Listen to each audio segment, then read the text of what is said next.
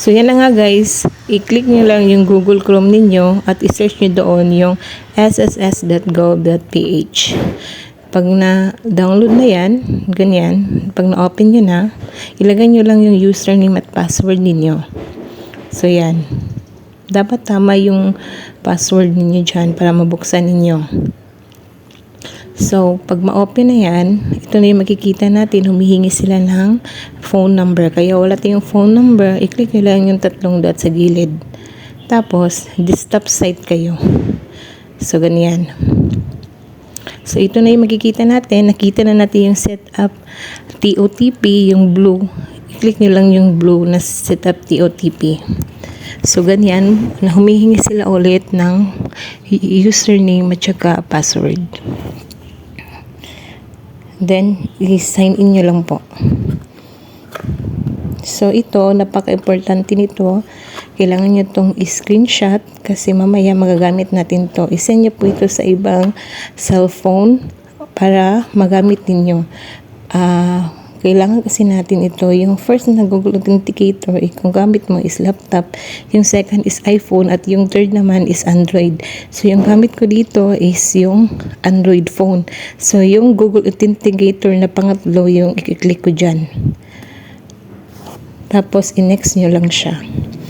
So, install nyo lang.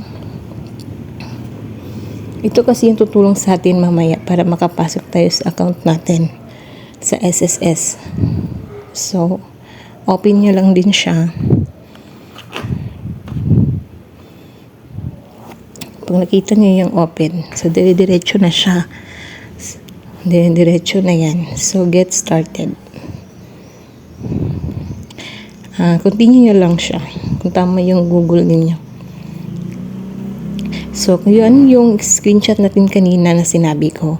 So, yung yung QR is yung sa taas. Yung enter as setup key yung nasa baba. So, ako, ang ginamit ko dito is scan na QR code kasi madali lang siya. Isinend ko lang naman ito sa husband ko para madali ko siyang mapicturan.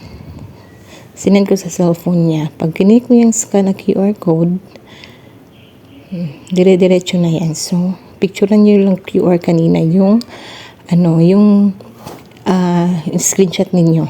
So, bumalik kayo sa Chrome at i-open nyo yung SSS ninyo. Diyan, enter your password tsaka username. So, pag-open nyo dyan, so makikita na natin tong TOTP. Nawala yan kanina. So, bumalik kayo doon sa Google Authenticator na in-install din nyo kanina.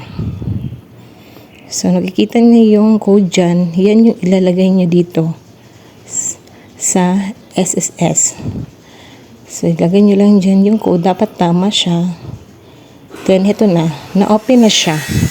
So, ganyan lang po kadali ang pag-open ng account.